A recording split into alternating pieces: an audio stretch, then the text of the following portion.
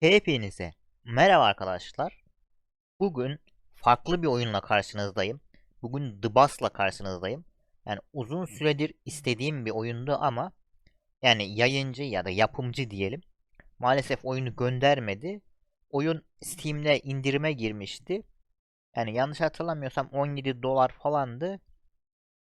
Yani çok da indirime girmedi. 14 dolara düştü. Yani 3 dolarlık bir indirim vardı da. Yani Steam'de oynadığım diğer oyunlarla alakalı bazı şeyler vardı. Oradaki eşyaları satarak sonunda alabildim. Yani onun dışında da şöyle bir şey var. Erken erişim bir oyun. Yani yanlış hatırlamıyorsam 2021 veya 2022'de çıktı oyun. Şimdi tam tarihini hatırlamıyorum. Hala erken erişimde. Hala tam sürüme geçmedi. Yani şöyle göstereyim bakın. Yani eğitim kullanılabilir değil diyor. Ekonomi kullanılabilir değil diyor. Multiplayer kullanılabilir değil diyor. Yani oyunun daha kat etmesi gereken çok şey var. O yüzden böyle bir erken erişimdeyken uzun süredir de istediğim bir oyundu. Bir bakalım, deneyelim. Yani neler olabilir? Yani illa ki çok fazla hata yine söyleyeceğim, yine saydıracağım muhtemelen ama bakalım. Şuradan bir başlayalım. Bu arada oyun Almanya'nın Berlin şehrinde geçiyor arkadaşlar. Yani haritası da yani birebir yazıyor açıklamalarında. Yani şöyle göstereyim. Şu an için çok fazla rota yok. İki tane rotası var. Böyle ben Scania araç ayarladım. Bu arada elimizde neler var? Yani DLC olarak araç yok şu an. MAN var. Şöyle göstereyim. MAN'ın çift katlı otobüsü gelmiş. Bu yoktu. Bu yeni gelmiş galiba. Onun dışında şöyle otobüsleri ben size biraz bir göstereyim. Böyle ufak otobüsler de var. Böyle büyük otobüsler de var. Sonra Scania var. Şöyle Scania'nın da birçok modeli var. Bu şekilde. Bizim kullanacağımız şu 18 M4D artık Türkçe'de nasıl çevriliyor? Pardon, Türkçe'de dedim. İngilizce'de nasıl okunuyor onu tam bilmiyorum. Bir de VDL otobüsleri var. Şöyle göstereyim. Bunları sırayla hepsini kullanırız diye düşünüyorum. Biz şimdi şuradan Scania'yı seçelim. Kontrol modumuz gerçekçi olsun. Şöyle yaz aylarında oynamak istiyorum aslında. Abi nereden başlayalım? Garajdan başlamayalım. Direkt duraktan başlayalım. Şöyle başlayalım. Tamam. Tarihimiz Mayıs ayında kalsın. Mayıs ayında kalsın şöyle. Yani böyle dinamik hava seçeceğim çünkü. Sabah 8.30'da başlayalım. Şöyle devam edelim. Sonra hava durumu tamam. Dinamikte kalsın. Oyunu anlamak için ben biraz oynadım yani. Şey yaptım. Çünkü bazı şeylerini bilmiyordum. O açıdan ben birazcık oynadım oyunu. Şimdi şuradan bir başlayalım. Bu arada arkadaşlar bunda da yine FPS sorunları var. E, şeyle bizim oynadığımız diğer oyun yani Fernbus'la aynı yapımcı. O sesler biraz fazla. Ayarlar abi, ayarlar neredesin? Abi ses ayarı ha şurada. Gözümün önündeki ses ayarını göremiyorum ya. Şimdi abi ben direkt ana sesi kıssam, böyle 22'ye getirsem umarım iyidir ya. Gerçi otobüse bindiğimiz zaman çok fazla ses olmaz diye düşünüyorum. Yani birazcık dış ortam sesi fazla. Onu bir kontrol etsem. Ortam sesini birazcık azaltayım. Yani şimdilik ilk video arkadaşlar. Yani seslerde bir sıkıntı varsa lütfen yoruma yazın. Ona göre şey yaparız. Değiştiririz şeyleri. Tamam. Şöyle otobüsü bir göstereyim ben. Abim araba gelmiyor değil mi? Tamam. Böyle upuzun bir otobüsümüz var. Belediye otobüsümüz var. Şimdi çözemediğim şey var. Çözdüğüm şeyler var. Önce bir otobüse bir geçelim. Tuşlar hemen hemen aynı arkadaşlar. Şöyle sadece bunda aracı çalıştırdığınız zaman aracı bir çalıştırayım ben. Araç böyle yana yatıyor ki yolcular rahat binebilsin diye. Fernbus'a göre. Bunda yapmanız gereken şey, burada sağ tuşa bastığınız zaman şuradan başla diyoruz. Şuradaki şifreyi şuraya yazacağız. 4809 diyeceğiz. Tamam diyeceğiz. Bir de şuraya üstte yazıyor zaten neyi nerede yazmanız gerektiği. Bunları yazacağız. Bu şekilde otobüse yolcular binmeye başlayacak. Hallo. Hello canım. Hallo. Hello abim. Fahrschein. Bilet istiyorsun. Bir de şöyle bir şey var arkadaşlar. Bilet kesmeniz de gerekiyor bazen. Abimden 20 euro aldık. Burada nasıl bir bilet keseceğiniz yazıyor. Bilet türü bak şurası önemli. Berlin ABC yazıyor. Buradan Berlin ABC'ye giriyoruz. Buradan hangi türde bilet istediğini yazıyor. 24 saatlik bilet istiyor. Bir tane istiyor. Abim para verdiği için burada biz keşe tıklıyoruz. Yani keş nakit demek. Bir de abime para üstü vereceğiz buradan. Abiye ne kadar para üstü vereceğiz? Dur. Çözemediğim kısım şurası arkadaşlar. Yani parayı nasıl vereceğiz? Onu çözemedim sadece. Yani çok değişik bir sistemi var. Abi bizim sana ne kadar borcumuz var? Yani çözemediğim kısım şurası. Moin, ich brauche einen Fahrschein. Hoş geldin Wie ablam. viel würde das kosten?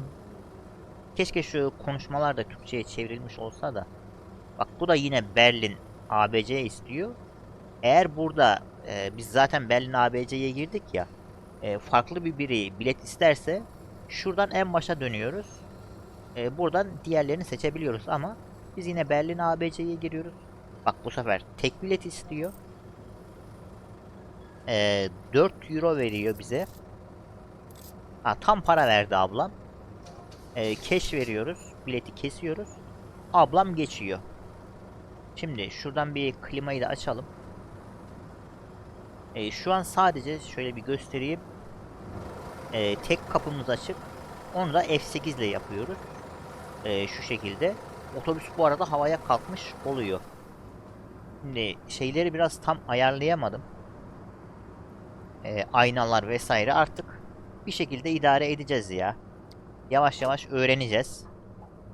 Şimdi şuradan bir vitesi atmayı unuttum. Tamam. Şimdi abim şuradan bir yolumuza çıkalım. Yani umarım sesler iyidir. Benim sesim anlaşılıyordur. Orada ne güzel sadece kendimize ait bir yolumuz da var. Otobüs yolu olması güzel. Bakalım ne kadarlık bir yol gideceğiz. Ben biraz fazla konuştum. Yani neredeyse 10 dakika oldu. Sadece oyunun giriş kısmını ve bu şeyleri göstermiş oldum. Yani belki bu oyunun videolarını muhtemelen çok fazla arkadaş çekmiştir. Ama yani ben böyle simülasyon oyunlarında otobüs oyunu olsun, tır oyunu olsun, farming simülatör gibi olsun. Yani böyle gelişimsel oyunları seviyorum. Ha bunun şeyi daha gelmemiş ama ekonomi olayı. Ekonomi olayı geldikten sonra yani bence bambaşka bir şeye dönecek bu oyun. Tabi bir de şey de var. Nasıl söyleyeyim? Bu Fernbus'taki gibi FPS takılmaları, optimizasyon sorunları illaki bunda da var. Şimdi burada duracağız. Burada çözemediğim şey arkadaşlar, şöyle göstereyim. Ayarlarına bakmıştım ben. Mesela bak, inecek yolcular kapıya geliyor. Ha burada inecek yolcu yok da. Ben yine de tüm kapıları açmak istiyorum. Tüm kapıları F11 ile açıyoruz şu şekilde. Abla, abi, tamam, kimse yok. Sonra F11 ile geri kapatalım kapımızı.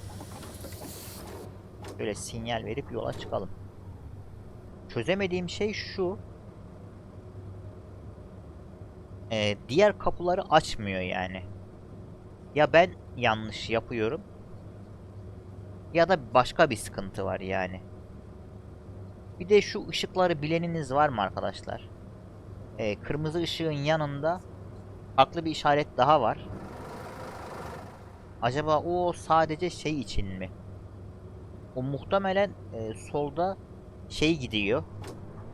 Abi şöyle geçeyim, bana bir müsaade, tamam. Tramvay yolu var. Muhtemelen onun ışığıdır diye düşünüyorum. Yani eğer bileniniz varsa yoruma yazabilirsiniz. O normal trafik ışığının yanında olan şey neydi? Aynaları tam göremiyorum. Zaten sağ aynamız hiç yok. Onu da ayarlardan açmam lazım.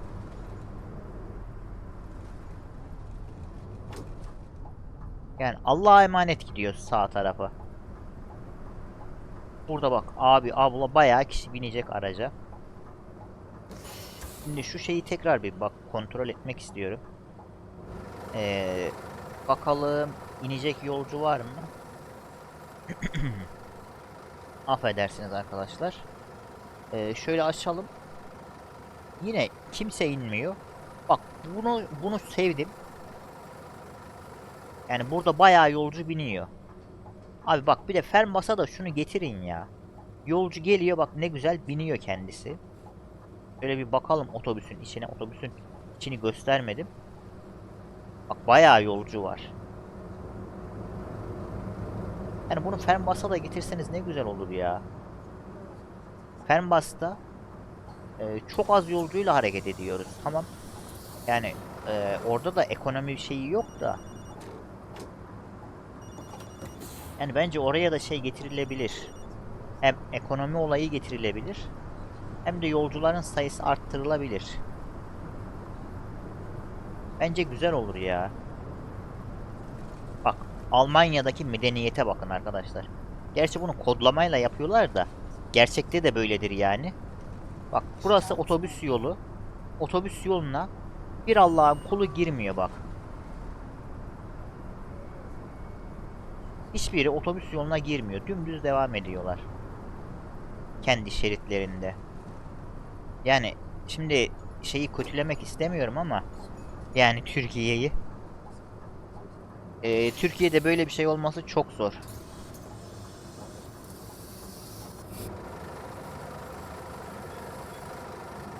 Abi kimse yok mu burada?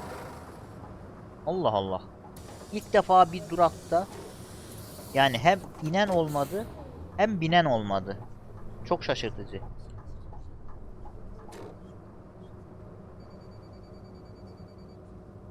Bu arada şeyle ilgili hiç konuşmadım da yani şehri güzel yapmışlar. Biraz gerçekçiliği şey iyi ama işte FPS. Yani şu an ayarlarımı göstereyim şöyle. Nereden gösterebilirim? Şuradan mı? Yok, buradan değil. Ha, şuradan oluyor sanırım. Abi nerede o? Ha, çözünürlük şurasıymış. Şöyle göstereyim arkadaşlar. 1920'ye 1080'de tam ekran oynuyorum. Yani FPS sınırını hiç şey yapmadım. Sınırsız yaptım. Diğer ayarlarım oyunun bana verdiği ayarlar. Burası. Şuradaki ayarları biraz ben yükselttim. Şuralar e, bir alt seviyede duruyor. Ama işte bu vaziyette arkadaşlar 35 FPS anca alabiliyorum. Hatta bir saniye, neyse, bir sonraki durakta açayım. FPS ayarını da görürsünüz zaten. Onu da açayım birazdan. Eğer unutmazsam. De FPS'ten dolayı bazen ufak tefek takılmalar yaşıyorum.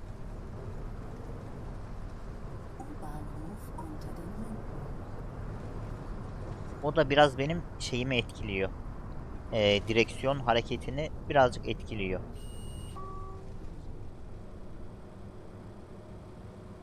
Burada hazır durmuşken hemen şu FPS ayarını açayım şöyle. Umarım gelmiştir ekrana. Şu an ben tam net göremiyorum da. Sağ üstte aynen geldi. Sağ üstte dikiz aynasına doğru bakarsanız arkadaşlar FPS'i görebilirsiniz. Yani şu an çok manidar bir sayıda yani.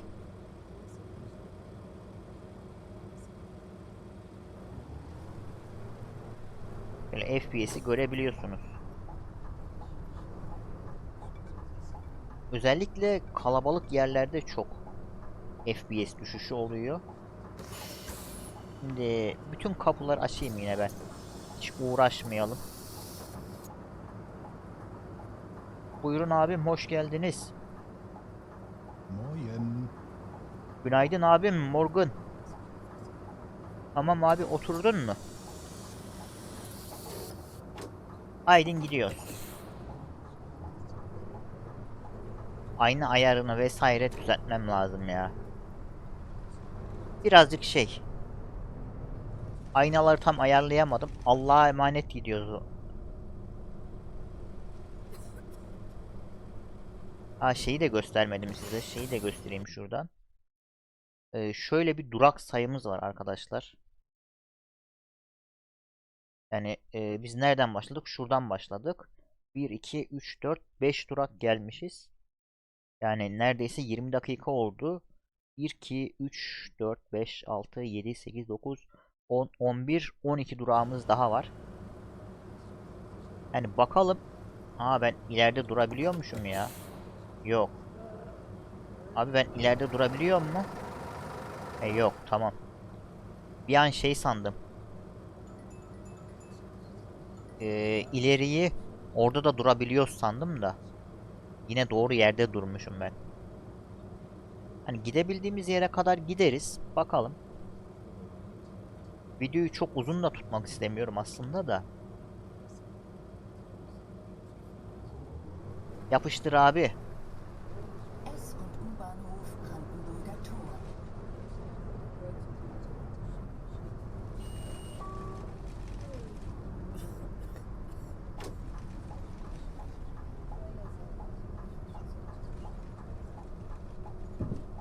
O neydi? Yerden sektik ama anlayamadım ne olduğunu tam anlamıyla. Haydi abim, buyurun. Moin. Günaydın abim. Hello canım benim. Abi sen binecek misin? Abim sevgilisine mesaj atıyordu herhalde. Öyle elinden telefonu bırakmadı. Abim hanım köylü. Tamam, gerektiğinde hanım köylü olacaksın da abi. Bilmiyorum yani. Neyse, o konuya şimdi hiç girmeyeyim. O konuya girersek çıkamayız.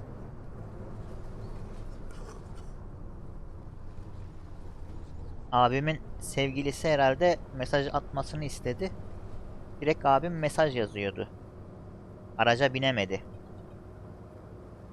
Abi ya böyle bir, bak, medeniyet dedik. Yani bak, şeridi iptal ettiler ya resmen. Şu soldaki arabalar ilerleyemiyor mesela. Bak, Türkiye'de olsa şu soldaki arabalar direkt kenardan geçip giderler. Böyle ben de sinyalimi vereyim de. Abi hadi sakın bak. Sakın durma. Işık da yanıyor zaten. Şuradan nasıl döneceğiz biz? İnşallah kaldırıma çıkmam. Selamünaleyküm dayı. Tamam. Yani rota birazcık şey. Rota diyorum ya. Sokaklar birazcık dar. Rota dar diyecektim az daha. Sokaklar birazcık dar. Yani bir de yani tam bilmiyorum ama en uzun otobüs olabilir bu. Tam emin değilim. Çünkü o kadar fırsatım olmadı. Abi geçebilirsiniz orada. Ben az daha mı ileri alayım?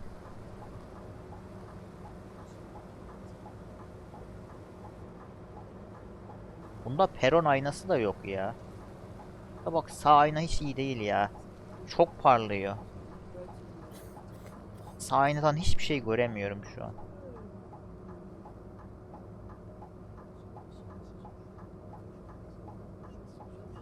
Haydi abim, devam.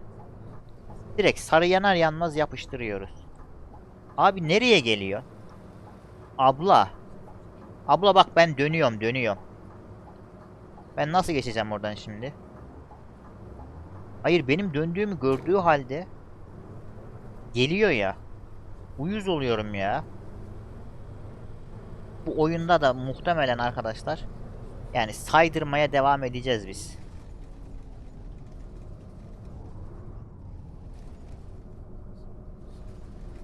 Yalnız bak, bu dış sesleri acaba yapay olarak mı verdiler? Yoksa aracın gittiği şeye göre mi veriyor? Yapaydan kastım, yani atıyorum, bir şeyi kodlamışlardır. Biz oradan hangi araçla geçersek geçelim sürekli o ses geliyordur. Yapay dediğim bu. Ama araca göre ses değişiyorsa onu güzel yapmışlar o zaman.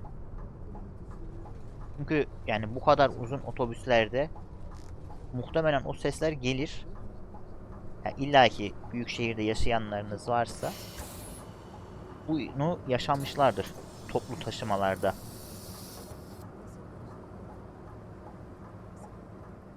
Kimseye bilet kesmedik. Hoş geldiniz hepiniz, ablam, abim. Abi oturdun mu yerine? Kapattım kapıyı.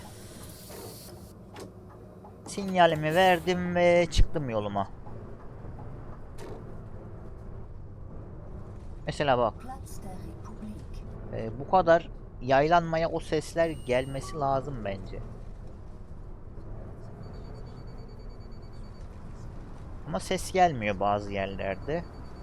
Yani onu yapay olarak eklemiş olabilirler ya, o sesleri. Emin olamadım çünkü.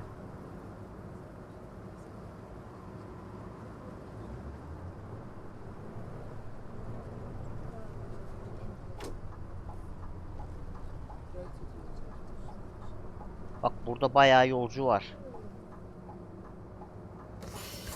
Buyurun abim. Guten Morgen. Ein Morning Fahrschein canım. bitte. Good morning ablacığım. Ablam, sen ne bileti istiyorsun bak. Bu abla Berlin AB istiyor. Bizim burası Berlin ABC'de kalmıştı. Yani unuttuysanız bile şuradaki tuşa basarak dönebiliyorsunuz. Berlin AB short tipi şey istiyor. Bak, ablam telefondan ödeyecekmiş.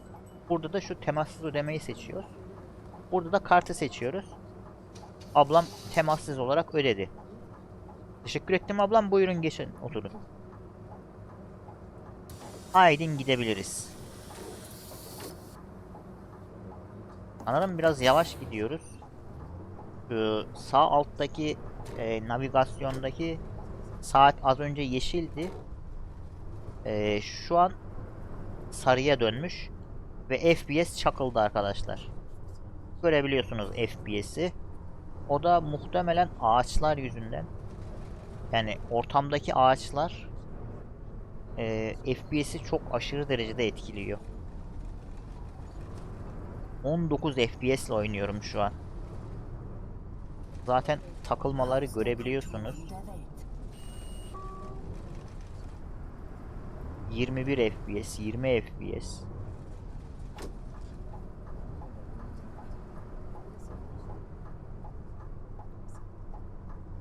Ağaçlı ortamdan bir çıkabilirsek FPS biraz rahatlayacak da. Bak, burada yolcu iniyor mesela arka kapıda. Abi buyurun. Abi sen geliyor musun? Abi durağın arkasında niye bekliyorsun? Bak bu da mı geliyor? Yok, o inen yolcu. Tamam, gidiyorum ben. Hadi Allah'a emanet.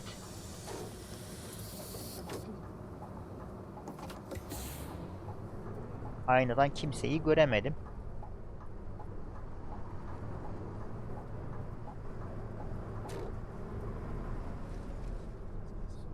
FPS ne olur düzel ya.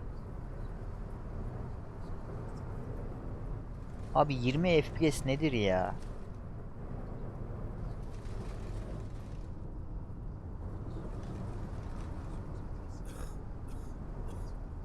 Araçlar da üstüme geliyor. Yani sağ aynam yok zaten. Onu ayarlardan unutmazsam açayım da bir dahaki bölümde.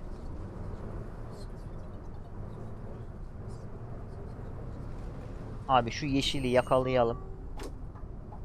Buranın ışığı bir tık uzun sürüyor. Önceki oynadıklarımda orayı fark etmiştim ben. Ah geldi. Burada bir sürü yolcu var bak. Geldim abim, buyurun.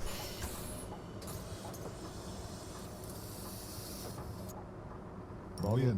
Einen Fahrschein bitte. Günaydın abim, dur. Dur abi, geliyorum. Abi sen Berlin AB istiyorsun. Buyur abi, Berlin AB. Bilet türü tek bilet. Bir kişi istiyorsun. Cash verdin. Tamam abim, Guten görüşürüz. Morgen. Ich hätte gerne einen Günaydın Fahrschein. ablam. Wie viel würde das kosten? Şunların altyazılarını keşke Türkçe'ye çevirseydiniz ya. Berlin ABC tek bilet. Ne kadarmış? Bu abla da nakit verdi ve tam para verdi. Buyur ablam. Görüşürüz ablacığım. Buyurun ablam, geçin oturun yerinize. Tamam. Haydin gidiyoruz.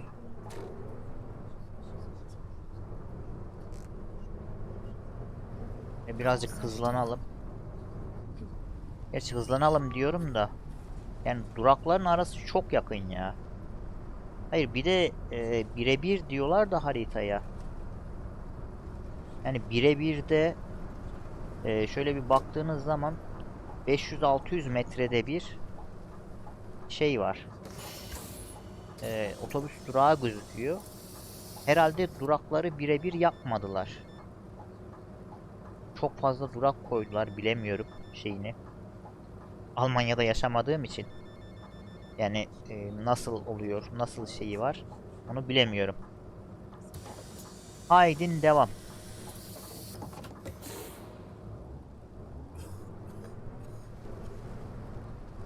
Şimdi şuradan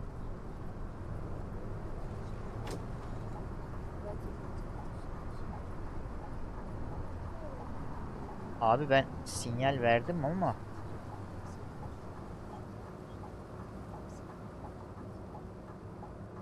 abi hadi. Bak kırmızı ışığa geleceğiz.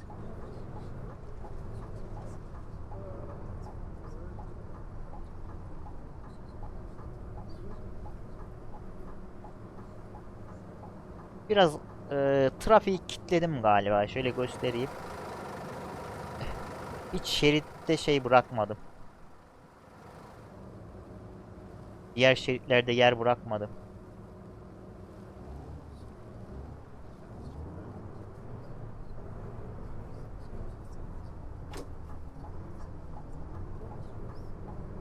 Ve biz buradan sağa döneceğiz.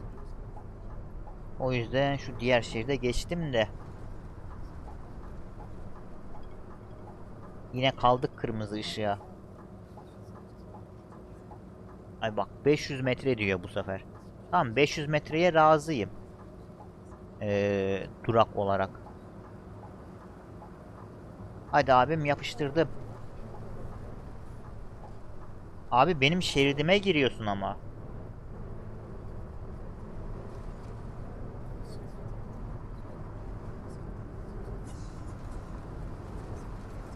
Böyle hız sabitleyiciye alalım. 50 ile gitmemizi istiyor bizim.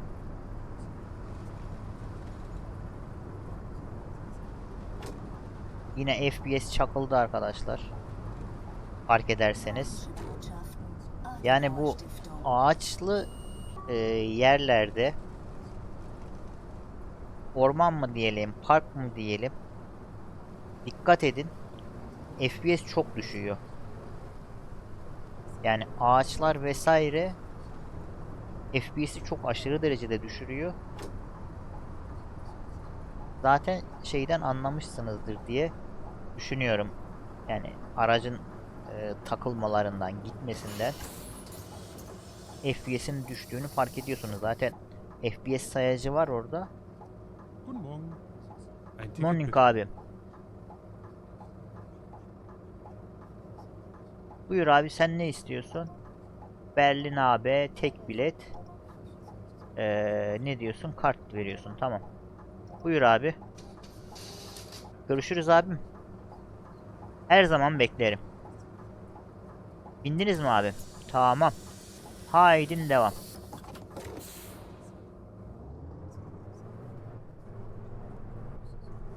Sanırım burası alışveriş merkezi gibi bir yer herhalde. Böyle kocaman bir bina yapmışlar. Böyle otobüs yolundan devam. Lützowplatz.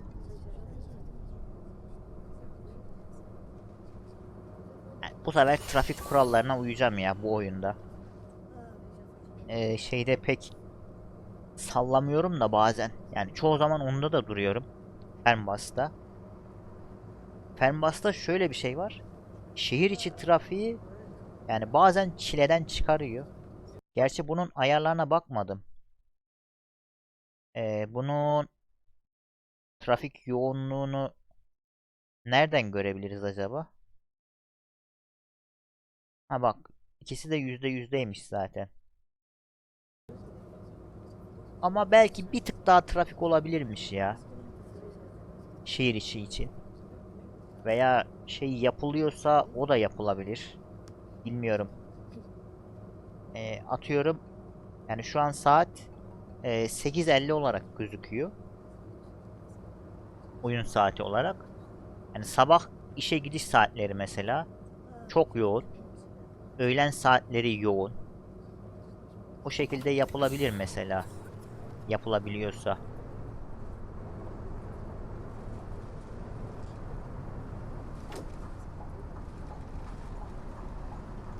Yani dinamik havayı açtım ama yani hiç yağmur falan da yağmadı. Yağmur olayı da çok güzel bunda.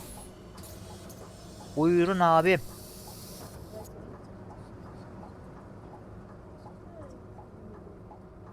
Guten Morgen. Morning canım. Morgen. Moyen Guten canım. Morgen. Good morning teyzem. Oturdunuz mu abim, ablam, teyzem? Gidebilir miyiz? Haydi gidiyoruz o zaman.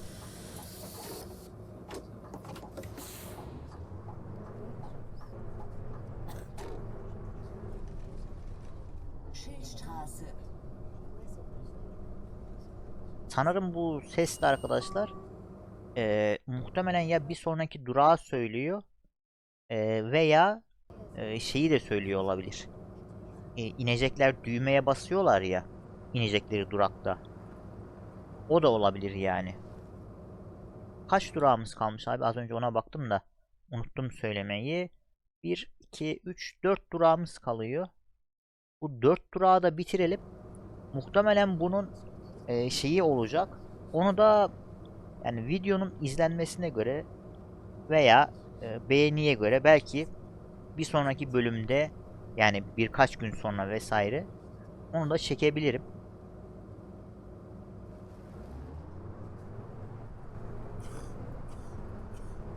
4 durağımız kaldı. Ah, yine keskin bir dönüş var.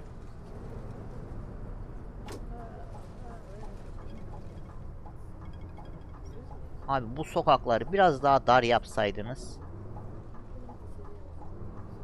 Gerçi burası birazcık genişmiş de. Benim oynadığımda bir sokak vardı arkadaşlar. Çok dar.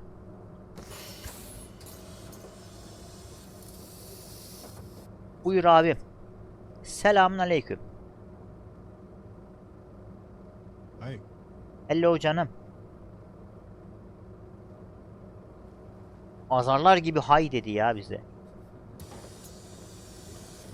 Selamünaleyküm dedim, onu mu beğenmedi acaba?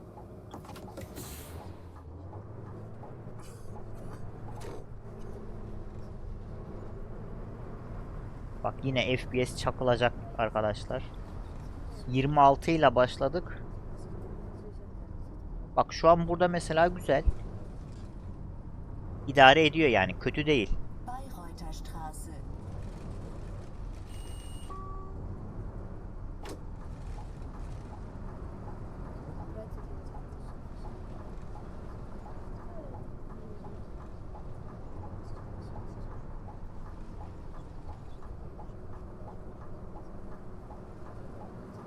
Buyurun abim.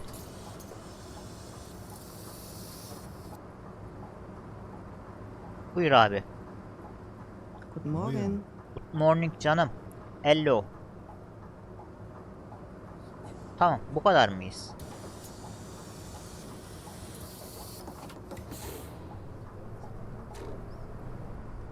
Böyle abi yeşil yanıyorken devam edelim.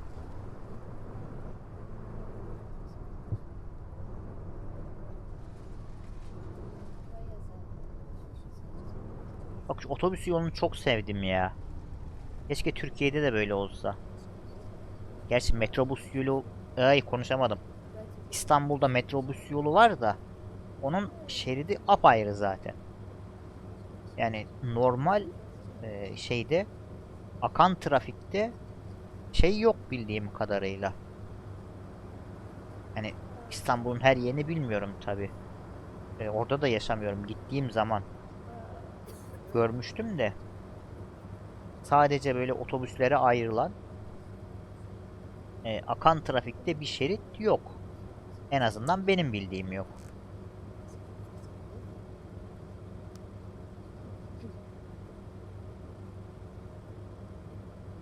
Bir de videonun içinde ara ara sormayı unuttum da arkadaşlar. Şimdi aklıma gelmişken sorayım. Yani benim sesim, oyun sesi nasıl? Onu bir yoruma yazarsak sevinirim. Yani senin sesin az, oyun sesi fazla.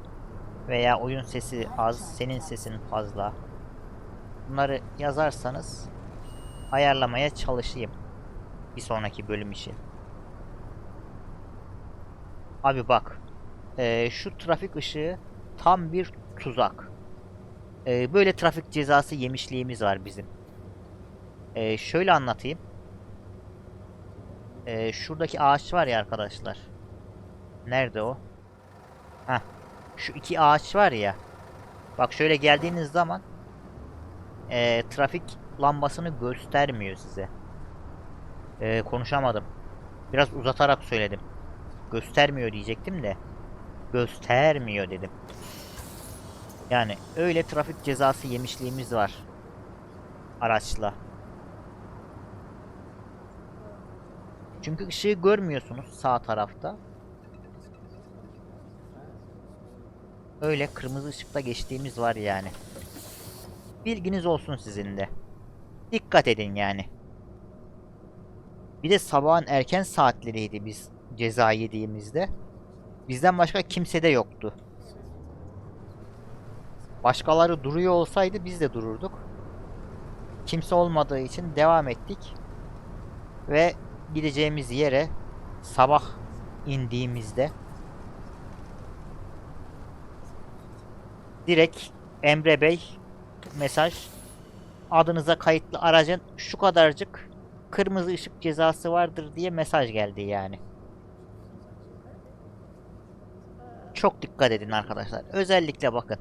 Hız cezası, kırmızı ışık cezası. Yani bunlara ben acıyorum yani. Ha, cezalar caydırıcı olması için yüksek olmalı. Onu kabul ediyorum ama yani radar cezaları yiyen için söylüyorum. Yoksa kesinlikle yani olmasın demiyorum. yiyen için yani gereksiz bir ceza. Ama mutlaka olmalı, hatta daha fazla olmalı. Ücreti. Yani çünkü bazı, burada herkesi kastetmiyorum, bazı gevşek tipler var diyeyim. Şimdi gereksiz kişiler var diyeyim. Yollarda makas atarak, hız sınırlarını ihlal ederek ilerliyorlar. Yani hem kendi hayatlarını tehlikeye atıyorlar, hem de diğer vatandaşların hayatlarını tehlikeye atıyorlar. O açıdan cezalar caydırıcı olmalı ve de fiyatları daha fazla olmalı. Dedikten sonra son durağa geldik. Buyurunuz abim, ablam. Son durak. Şöyle bakın. Herkes indi.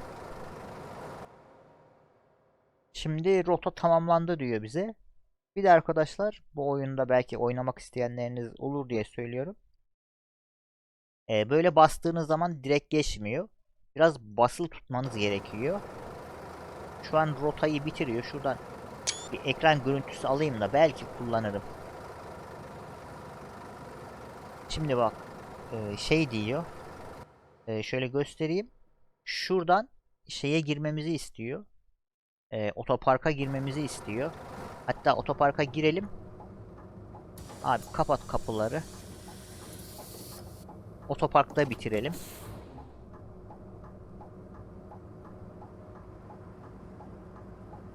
Otoparkta bitirelim. Oyunu kaydederiz. Bir dahaki bölümde de eğer kayıda bir şey olmazsa otoparktan başlarız direkt. Bu rotanın devamını gideriz. Muhtemelen tam ters istikamette gideceğiz diye düşünüyorum. Zaten oyunda topu 2 tane ayrı rota var. Biri farklı, biri farklı. Yani biri gidiş yapıyorsunuz, bir geliş yapıyorsunuz.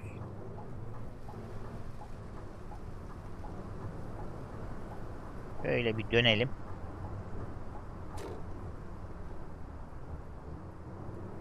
Abi işte burayı bahsettim herhalde ben ya. Birazcık dar buranın sokakları. Bir de arabaları öyle bir park etmişler ki. Tam Türk usulü park etmişler. Kimisi dik girmiş. Kimisi yan koymuş.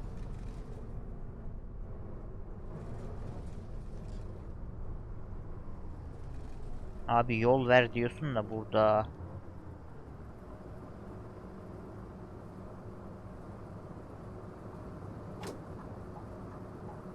Abi benim bir şekilde, tamam, ben çıkıyorum yola. Şöyle artık çıkayım ben yola. Abi bak, o kadar gelme, yanaşma. Ya bak, bu uzun araç, uzun. Arkasını göremiyorum bile bazen.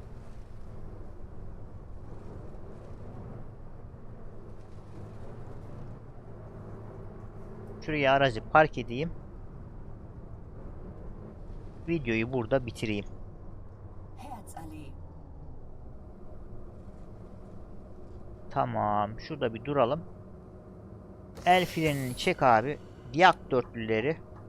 Aç kapıları. Şöyle aracı da göstereyim size.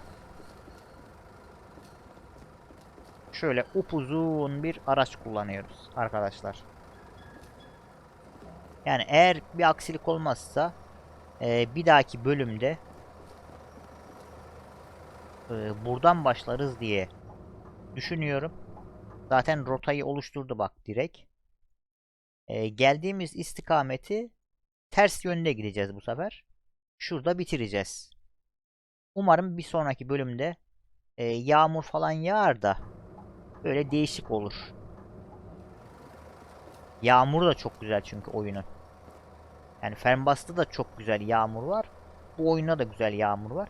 Hatta silecekler bunda bir tık düzgün çalışıyor gibiydi. Yanlış görmediysem onu da test etmiş oluruz yani. Fernbus'la kıyaslamış oluruz. Her neyse. Videoyu burada bitiriyorum arkadaşlar. İzlediğiniz için teşekkürler. Kanala abone olmayı, videoyu beğenmeyi ve yorum yapmayı unutmayın. Başka bir videoda görüşürüz. Hoşça kalın.